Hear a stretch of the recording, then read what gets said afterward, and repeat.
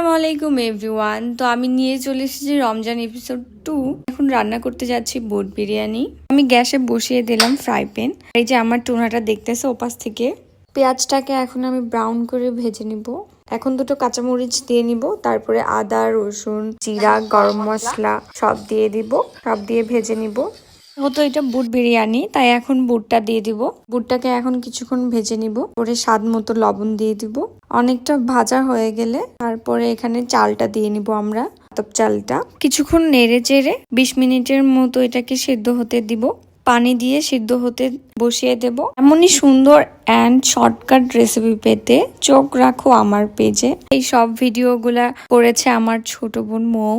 সে help না করলে আমার ভিডিওটাই হতো না। সে অনেক সুন্দর ভিডিও করে দেয় আমাকে। এই তো রেডি হয়ে গিয়েছে আমার বুট বিরিয়ানি। কেমন হয়েছে তোমরাও ট্রাই করে আমাকে জানাবে। Thank you everyone.